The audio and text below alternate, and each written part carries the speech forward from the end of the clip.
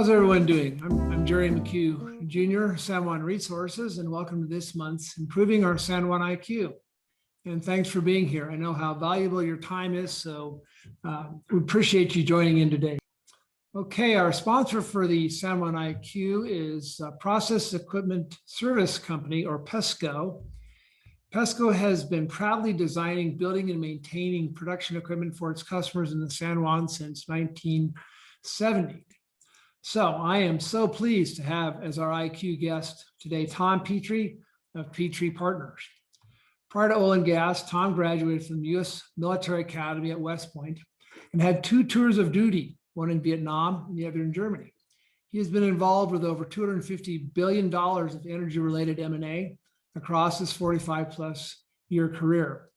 Like many of us, Tom, from his earliest days as an oil analyst, was hooked on this industry.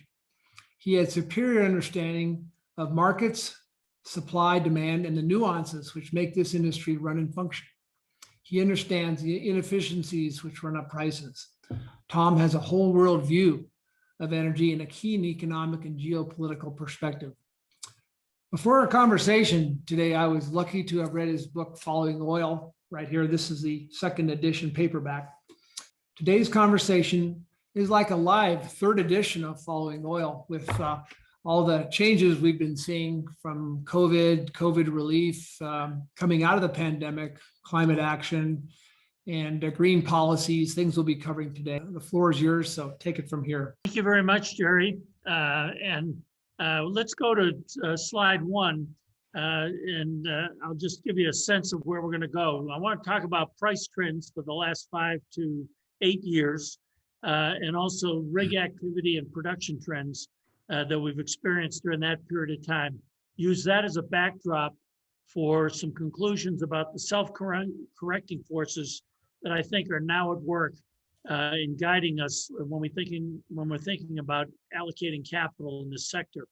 And then I want to really go into an updated view on the geopolitical realities because those are going to be critical for the next several years, and then wrap up with a few concluding observations. As I go through these, I'm going to highlight some observations, but they're also designed really to stimulate the thinking of everyone who's on the call today. And I'd welcome calls to clarify or expand on some of the things I'll talk about. If you go to page 2, this is something a number of people have seen me when I've talked in the past. I actually used a version of this. It's been updated from the book.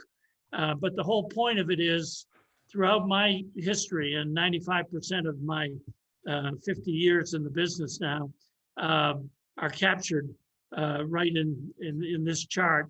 But I've circled the big price moves we had. And let's remember that when we look to the left side here, we might think, well, those are smaller price moves than we've had. In absolute terms, that's true. But percentage changes off the change from $3 oil to $50 and $100 oil. Percentage-wise, when you look at this long a period and you don't adjust for dollar devaluation, if you will, it tends to exaggerate it on the right side. But the main lesson here is that geopolitics still matter, and they still matter for U.S. oil positioning, even in the context of our achieving virtual energy independence, vis-a-vis what we experienced back in the 70s and 80s. Let's go to page 3. And here's using essentially the period from 2012 to now, the last 8 years, if you will. And at the top chart, we're looking at the rig count. And really what was happening there from 2012 to 15, we were in that stage where the recognition was broadening of what the shale revolution was all about. I talk a lot about that in the book, and most of you all have a pretty well experienced set of observations about it. The key point was, for a while there, OPEC was fat and happy and was really somewhat oblivious to the market share implications for them of the shale revolution. If you look at the lower half of that chart, you can see it was a build, and it was a very steady build over that period. and especially during that period from 2012 to 15. But what had really happened there in 2014 is that Russia and Saudi Arabia finally woke up to the implications of all that. Because if you look at the full period, you'd realize we went from 6 million barrels a day in the US to 13 million barrels a day. We more than doubled the output of the US. That was all a direct market share loss for both Russia and China, and Russia and Saudi Arabia. And so what we end up with, we had the Thanksgiving surprise of 2014, and you saw what it did to the rig count, more than cut it in half. And then you combine that with some bankruptcies and everything else. And the recovery that we experienced then, starting in 16, building in 17, 18, and 19 in rig count, really only got us back to a little under half of what we were experiencing during those halcyon days of 2012 to 14. And then along comes the pandemic, and you can see, once again, our industry really took it on the chin in terms of rig activity. By then, Wall Street, and really not just Wall Street, but really the final investors, institutional investors, have become really quite skeptical about capital allocation and whether this industry would drill itself to oblivion. As we've seen here, the industry got the message, and the lack of the flow of dollars that we experienced then 17, 18, 19, right up to the present, has really induced a degree of discipline. What's interesting so far is the momentum on the production side has held up pretty well. Yes, it's down from 13 million barrels a day, but it surprised me, frankly, that we're at the levels we're at, considering how much we've curtailed the drilling activity. Let's go to the next chart. This is the way I try to look at what's happening on the price side. When people say, what do you think oil prices are going to do? I think it's far more meaningful to talk about a one-year distribution of prices, looking at the percentage days that oil trades at a certain level, and distribute that over the price range on the horizontal axis vis-a-vis the frequency of those prices. And so we had the halcyon days, as I characterized them a moment ago, of 2013. And then with the Thanksgiving surprise, when OPEC, led by the Saudis and reinforced by Russia, decided that they were going to go for market share, we flattened out that distribution. We were on a major downward slope, and it was a real wake-up call. When I did the hardcover of the book Following Oil, it was just before this. The reason to do the update a year or so later was to address some of the implications of that. And this distribution of prices, as you can see, what happened, we moved much to the left in the distribution. 2014, 15, 16, the red line there shows we bottomed at $26.40 or thereabouts in 2018. And then we set up the self-correcting forces. The price got so low that we were not producing nearly the amount of output. And so that tightened the supply-demand picture. And frankly, the low prices stimulated economic growth. So what you see then is 16, 17, 18, we started to move back over to the right. But by the second half of 18, we were up there in the 70 to 80 and flirting with $80 a barrel.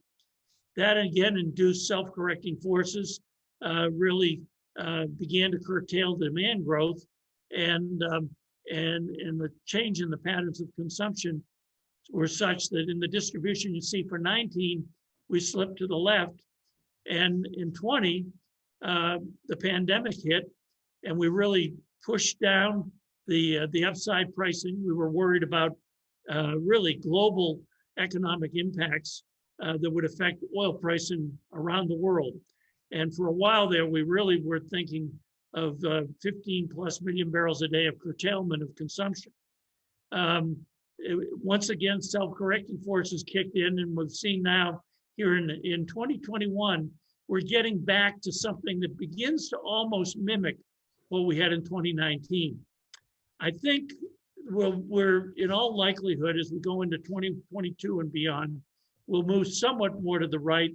But I think we're now seeing a concentration of price distribution in the recent 3 to 5 year history that would say we need to be thinking of a range, in my mind, that's probably between $55 on the low side and $70 on the high side. Above 70, I think those self-correcting forces can be counted on to kick in again. Below 55, certainly the shale revolution, the specific basin by basin analysis kicks in for the North American shale revolution. Next slide. Let's talk about geopolitical realities today, because I talked a lot about my experience around the world in geopolitics and in a 4.5 decade period at the time I wrote it. So this is meant to be a bit of an update. And the first point is the petrostate versus electrostate mindset. This was first put forth by The Economist magazine. And it said, look, we're moving into an electrostate. We're going to electrify transportation around the world. And so electric cars, self-driving, and so on are going to change the pattern of personal transportation.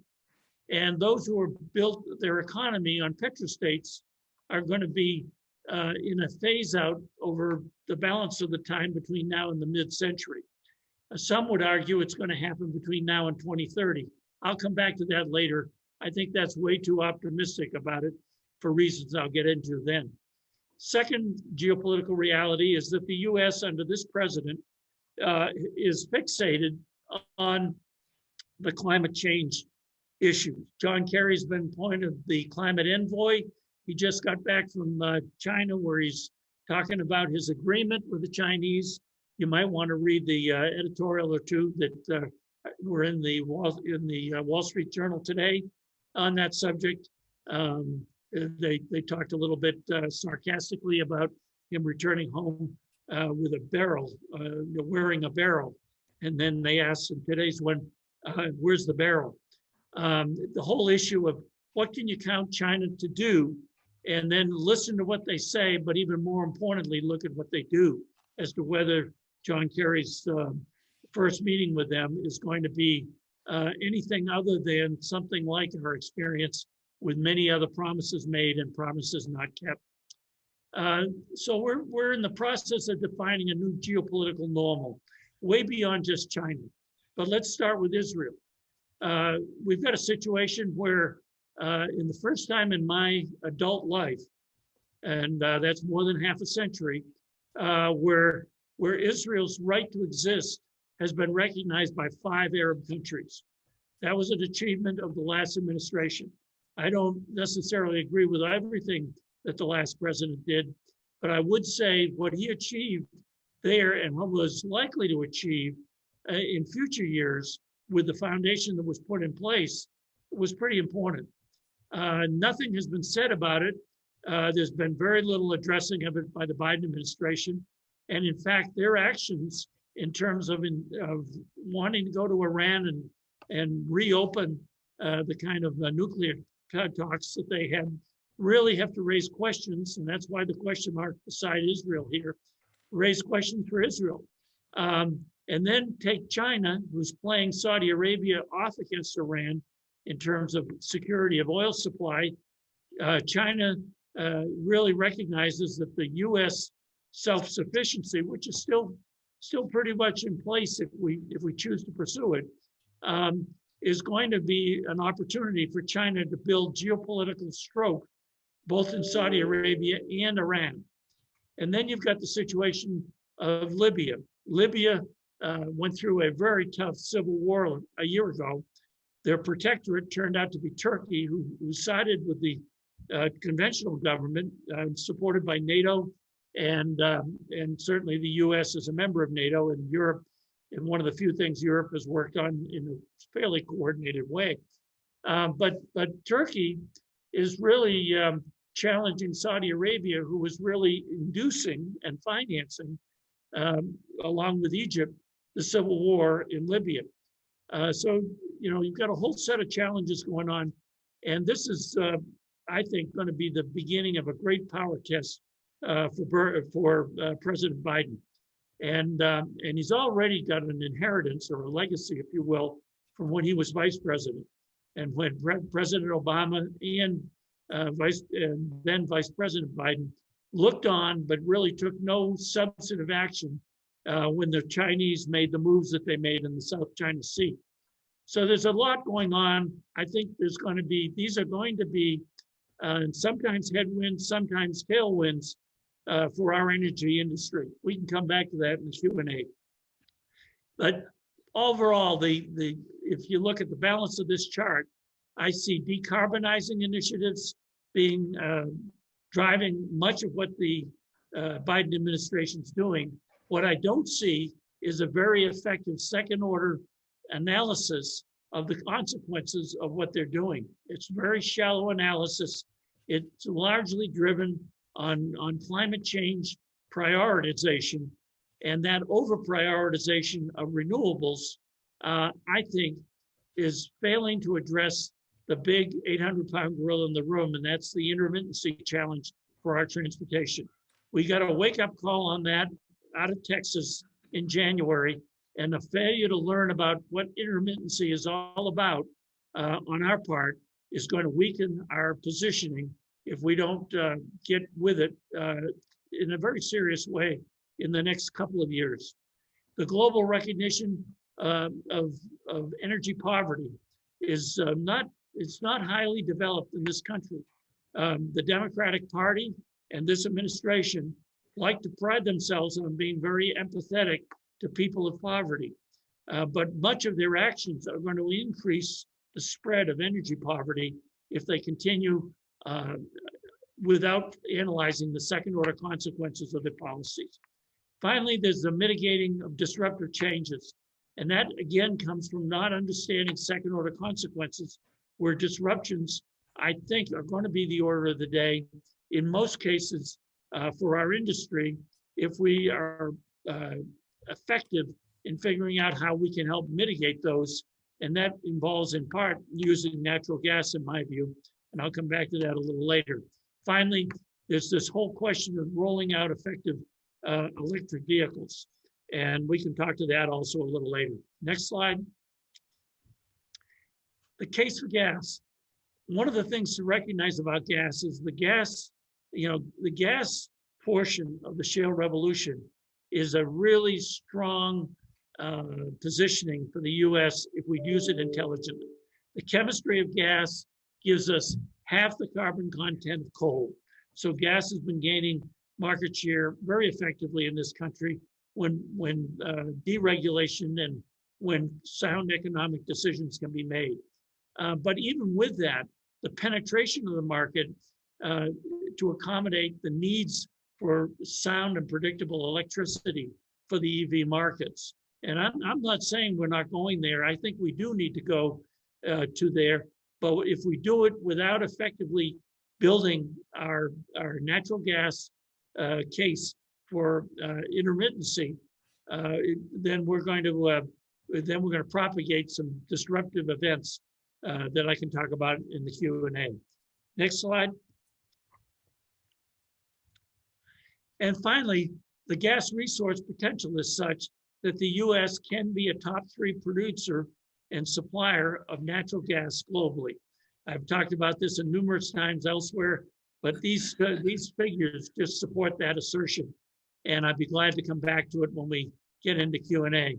Let's talk now about the concluding observations. Next slide. You know, I see 2021 where we will see more progress toward a new normal. Sometimes I call it a new abnormal. I've got an article in Nate magazine that my partner Andy Rapp and I wrote here recently, and when Nate publishes that in conjunction with their industry conferences and deal activities. So I just want to say the new abnormal is probably a better term, but you know, I don't want to spend too much time on it right now. The point is things are changing. They become a new normal when we adapt to them. And the capital funding in the oil patch I think is going back to a new normal when we finally overcome some of the skepticism that's out there in the marketplace. There are some necessary steps to do that. 1, 2, 3, and 4, and I'll let you think about those if you want to ask me more about them, but they're pretty straightforward. And then finally, we've got ongoing geopolitical and climate change policy uncertainties. There remains a clear need for natural gas to play a more constructive role there. There's no question in my mind it'll help us as much as it did when we were not a signer to the Kyoto Accord back in the late 90s, and yet the United States was the best performer for the goals of the Kyoto Accord. The US outperformed every major signature to the Kyoto Accord in terms of reducing its CO2 emissions to 1992 levels from the time of the Accord, 1997-98, where most others were non-compliant and found themselves embarrassed but ineffective in actually making the Kyoto Accord work.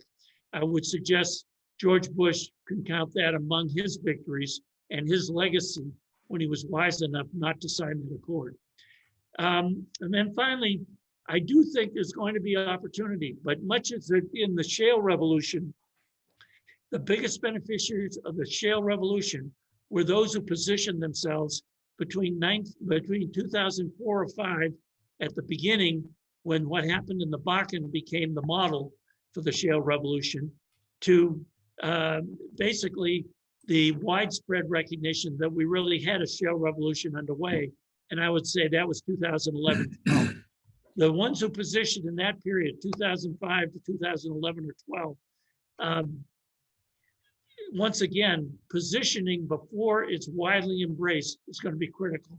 And it probably will dovetail with some change in the administration in Washington, D.C., which I think is, if one of the two parties gets their act together, and I'm not sure which one it'll be, but working with the kind of mythology that we've been working with here most recently is going to be overcome. I have a great faith that there's a body of independent thinking people in the electorate that aren't going to put up with the kind of mythology we're now getting. Is it a crisis on the border? No, I don't think so. President thinks so, but then the press secretary tells us, no, he didn't really mean that. That same kind of thinking applies in many of the things that they're now trying to do in the name of climate change and to the detriment of fossil fuels, rather than figuring out how to actually embrace an industry, the fossil fuel industry, that wants to be constructive. Read Exxon's announcements today about what they would like to do on carbon capture in the Gulf Coast. They're talking serious money and serious programs.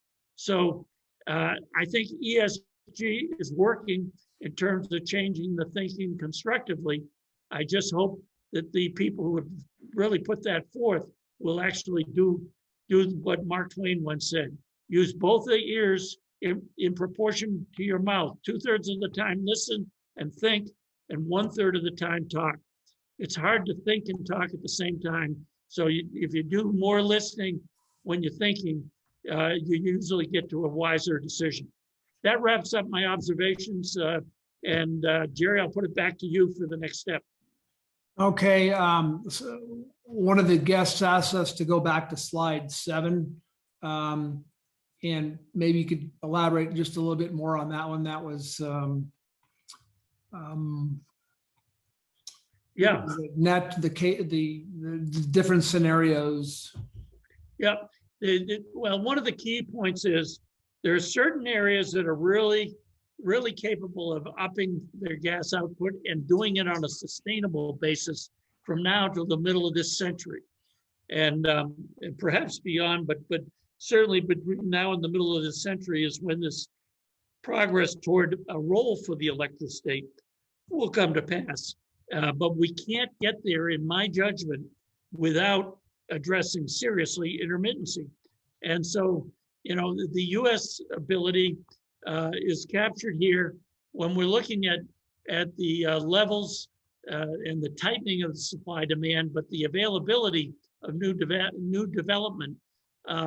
It's quite clear by those who are really spending full time on the capital spending the build out for liquefying natural gas, which we have in abundance in this country, and the ability then to move it to other parts of the world, including China, where John Kerry may have come home talking about words that say the US and China may be at odds on many other things, but don't worry, we're just going to cooperate because we all really see the existential threat of climate change. There are even some physicists who've studied this more seriously and more deeply than any of the rest of us on this call that are saying, watch out for the overstatement of the dire forecast. There was a very good article on this just in the last week in the journal, speaking to people using the worst case analysis and conflating it with being the most likely analysis. Look, climate change is for real. How much of it is caused by what factors is debatable. I don't think it's debatable that there's a change in climate. But if you don't understand what the factors are and what the real range of options are for human actions to mitigate that, then lots of capital can be destroyed. There's a fellow named Andy Lees in London who's done some very good work talking about the destruction of economic capital when you overemphasize the role renewables can play. I really think that what we're talking about on the gas side needs to be balanced off against excessive emphasis on the notion that if we just go to 100% solar and wind, we'll be a very peaceful, unwarlike, and happy global population that's now 7.5 billion people, triple the level when I was born in 1945, and that's going to solve our problems. So I think on the gas side, there's a lot more. There's more than these curves, but that's why I see a lot of smart capital allocation going on, as those curves suggest. Okay. Someone posed the question, what inning of the shale revolution are we in? Would you predict at this point?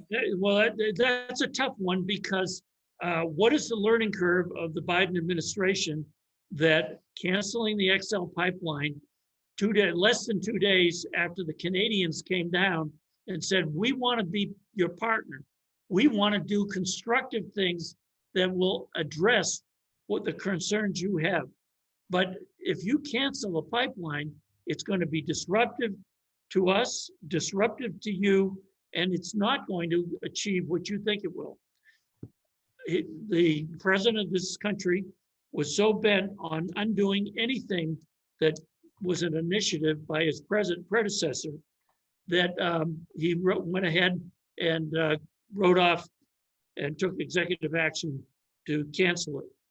Well, one of the second order consequences that I doubt if it's even occurred to him at this point is that under the renegotiation of our economic relationships with Canada, Canada has a right to send the U.S. an invoice for the disruption to that U.S. permitted action that was taken.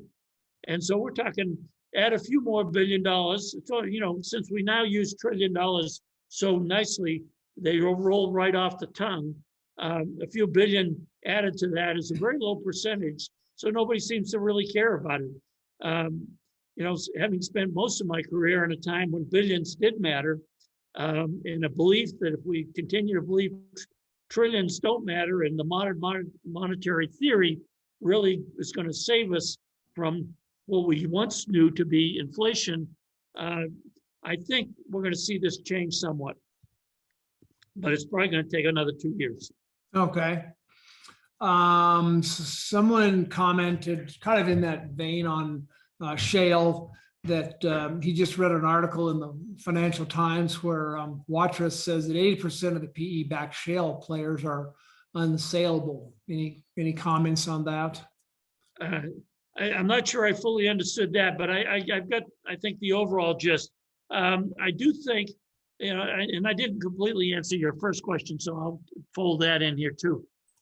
Look, we're probably, if you want to use the innings analogy, we're probably um, we're probably in that pause that they had. What is it? The seventh inning pause right now.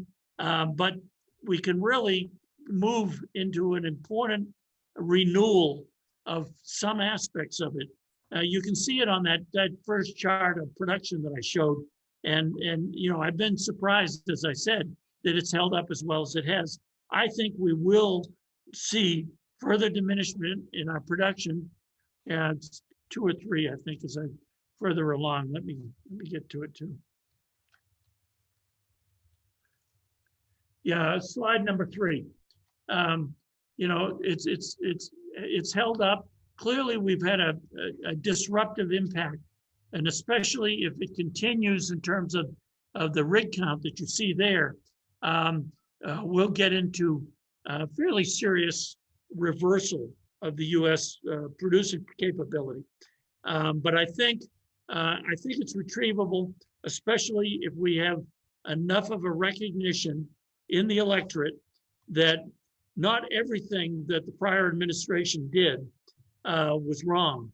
The shale revolution gave us a range of flexibility geopolitically and economically, and we're not there today, and we're not going to be there unless we begin to make more discerning judgments about the benefits of the shale revolution, not just for this industry, for our industry, but really for the entire U.S. economy and the flexibility of the U.S. to be a constructive leader in the world geopolitics.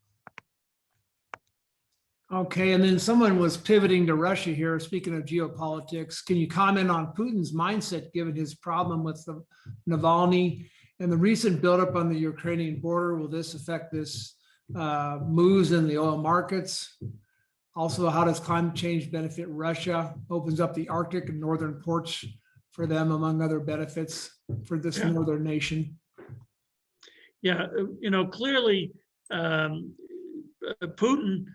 is a very intelligent person. He comes at it with a very different decision framework. But you've touched on it with that last part of the question.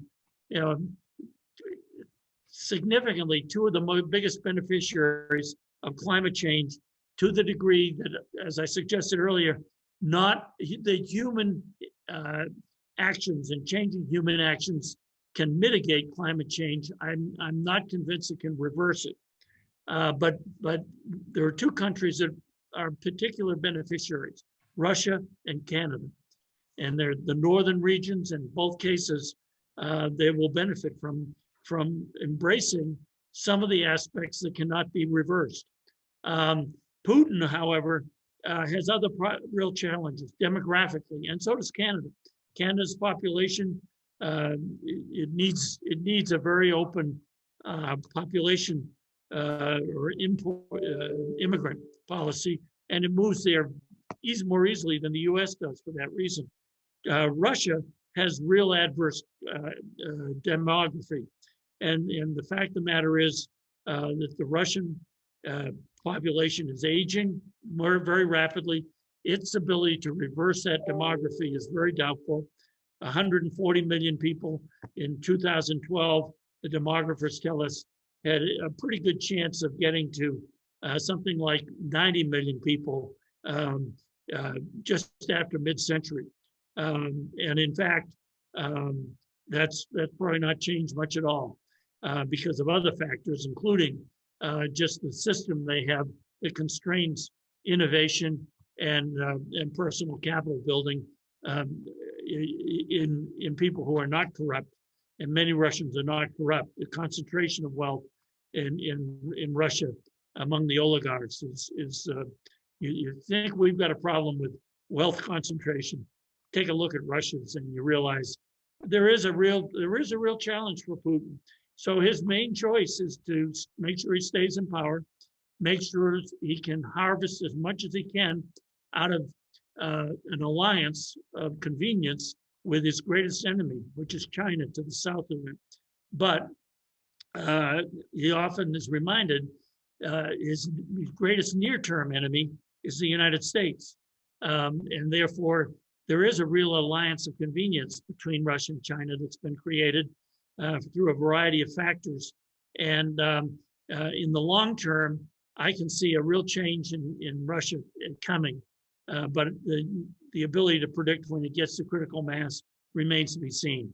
But these protests that are coming along, and Russia, much as they could not deny CNN bringing an end to the Soviet Union, Russia under Putin is going to be unable in the long term to deny the desires of the Russian people.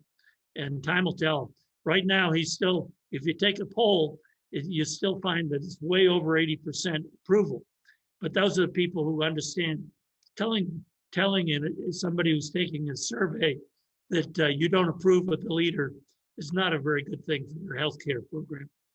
So for your personal healthcare program. Okay. We talked about the Saudis. Do you think there's any ability for Saudis or other Gulf countries to recapture, or gain market share of the U.S. Oil, keeping prices down, quenching domestic drilling, putting U.S. back in a more dependent role, 5+ year scenario? I actually think that's a secondary objective for the Saudis. I think they've recognized that their better hope is to gain market share in China, and the way to do that is to develop a set of relationships with China. China is not going to be criticizing them when the next murder of a person like Khashoggi occurs, and China's growth, China's strategy of economic growth at the expense of free countries, not just the United States, but various methods to challenge the growth engine in the rest of Asia and in Europe and so on, is such that for the Saudis, the undeniable reality is they want their share of the Chinese petroleum supply. It's part of the reason that, it's hard to really believe any real cooperation will occur between China and the US on fossil fuels. They will say one thing and do another and continue to talk about how they're part of really an alliance with the US on UN mandates, and let the US be overcommit to what we would do while we watch China, frankly, play us for fools. There's pretty early signs that that's what's going to happen. You can read what the administration says, but you better read it with a really discerning eye as to what the actions are that really back up what they say. Okay, this is probably a good shift where you can hold on down and over to the San Juan Basin. One question someone had: what do you think the A&D market will look like in the back half of this year? Yeah, good question. What's happened is the bondholders, a real mindset change on the bondholders when they realize the implications of the charts 2 and 3 for them, especially 3. They realized they were accidental equity holders and incidental equity holders, and they decided not to be incidental. They decided to be consequential equity holders, and so we're going through a period of consolidation in the Chapter 11 process. But the difference between this one and the one that happened after the Thanksgiving surprise in 2015 is the bondholders have told us, and with credibility, that look, we realize we've accidentally become equity holders.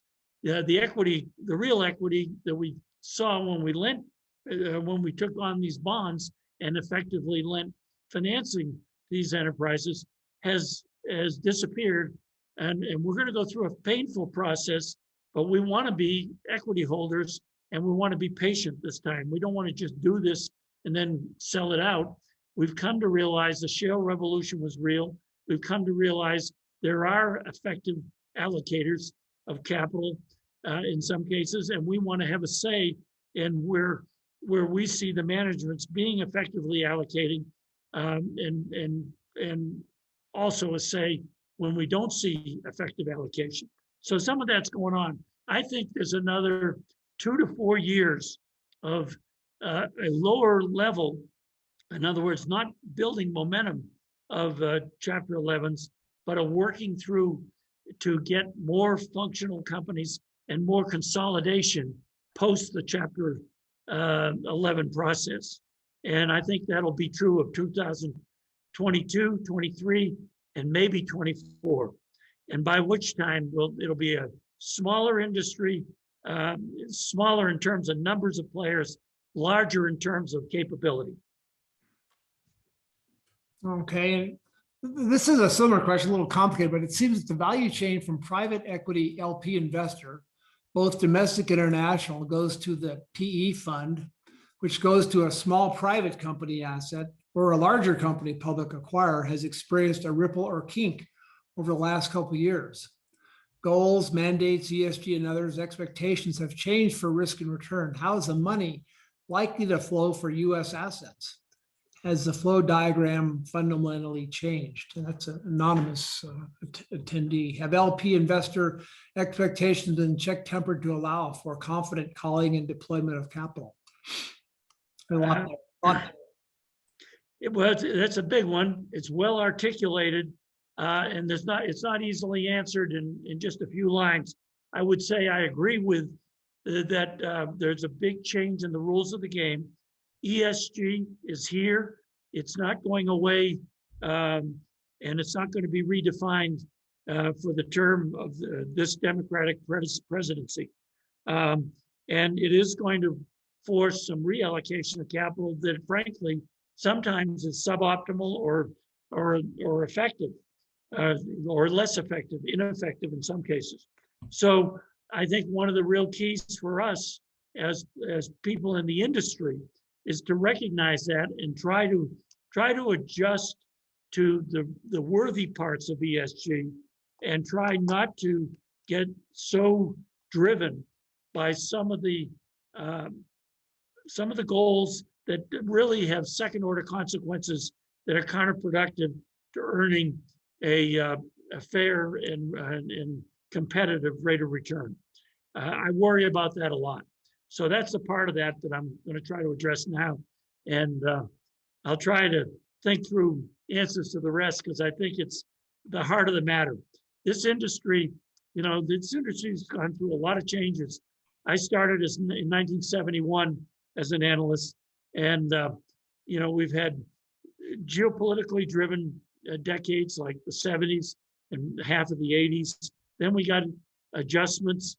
We got a decontrol of prices in North America that spread more widely. OPEC had a learning curve in 1986 and realized that they had to change. The industry then went through another really M&A consolidation and adjusted. The one thing I'm optimistic about is our capital markets are better at adjusting to these changes, but it doesn't happen overnight. And this particular adjustment, I think, is somewhere between a half and 3/4 of a decade. Much of the 20s, in other words, of the 2020s, will be adjusting to that. And in between, it'll be critical for those who have capital to protect it, to make sure it earns a competitive return, and not to be taken up too much by the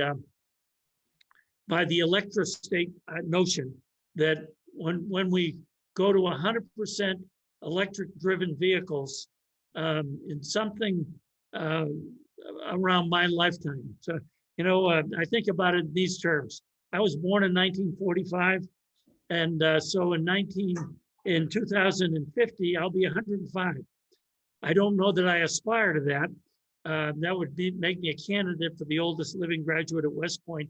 But I'll tell you what, I've met a few of them, and I think I'll check out when I check out.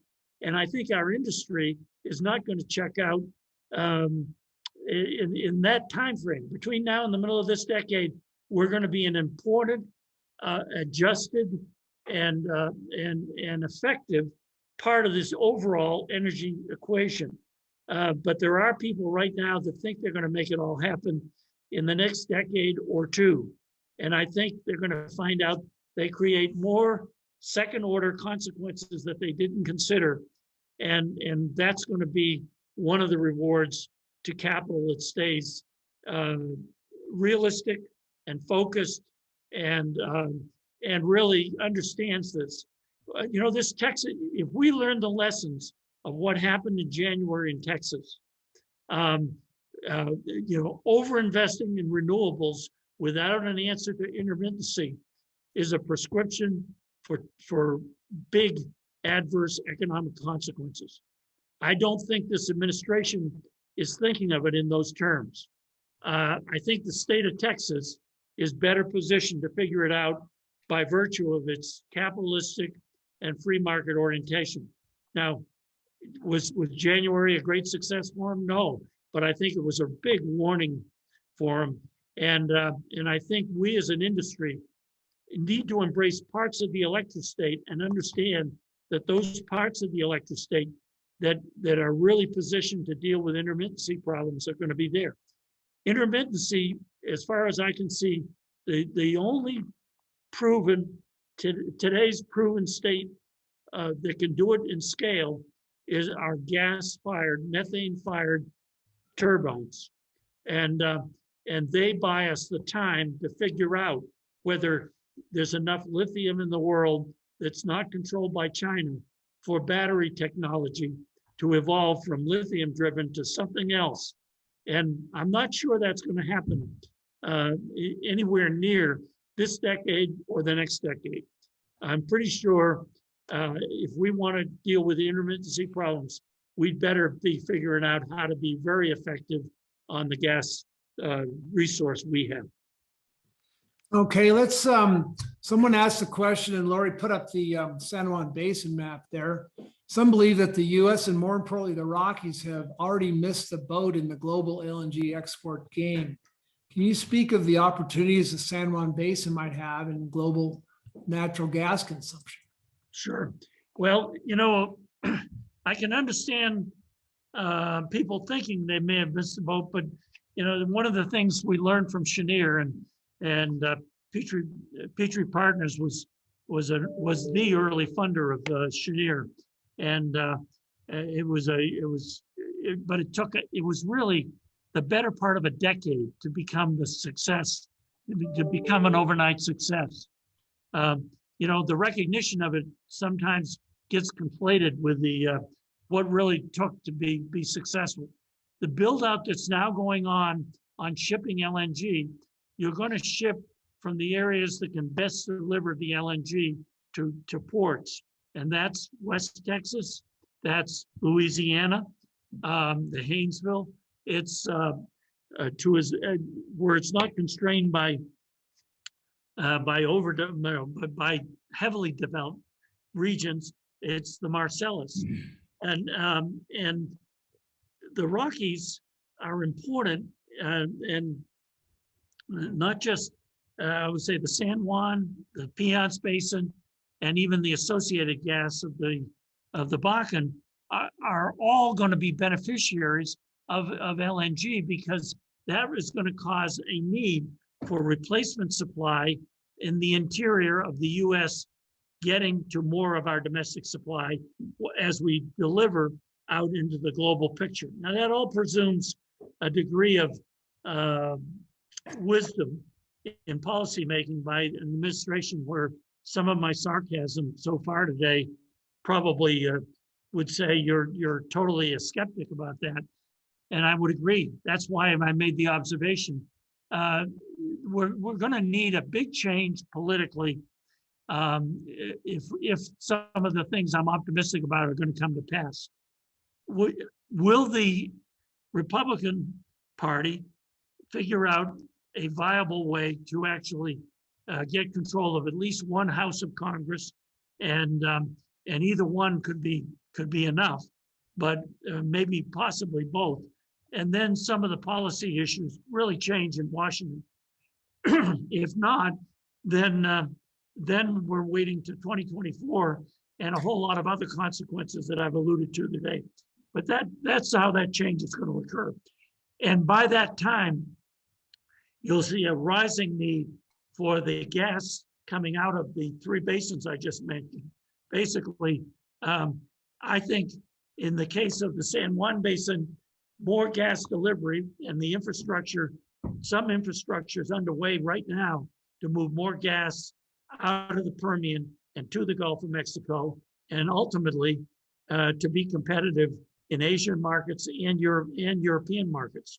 And I think the Piceance Basin probably has more of a preferential capability to supply some of the California markets, which is also a good market for the San Juan. And then some of the other basins, the Bakken, for example, could very well meet the upper Midwest needs. While if we can crack the code on how to get more Marcellus gas to either Alma Island in Georgia or some kind of expansion in Chesapeake Bay, which is admittedly a challenge. So I see the interconnectivity. You know, we achieved something very special in the 80s. It got very short shrift. I talked about it a little bit in Following Oil, but as I think back on it, I probably would develop more appreciation for what we learned with our gas grid in the 1980s, when take-or-pay contracts became not worth the paper they were printed on, and we found out that the abrogation of those contracts forced the industry to reconfigure the grid. It went from being an albatross and a burden to our industry to being one of the reasons we were more flexible than any other country in the 90s, when we deregulated gas and we had a flexible gas grid. And that made us become capable of being one of the top 3 suppliers of gas in the world. So I think there's still a case to be made there. And I do think I would take issue with missing the boat, but I would suggest it's going to take some adroit positioning during the transition that I'm envisioning. And one has to keep an eye on whether the likes of HR1 come in, where we have a permanent Democratic majority running the country, in which case, you know, you've wasted an hour listening to me. And I've wasted an hour talking to you. So, Well, we hope but believe me, I think this is going to change. There's just too much happening here that makes no sense. I would suggest every day you should take 5 minutes and listen to the president's press secretary, and then compare it to what you think is really going on.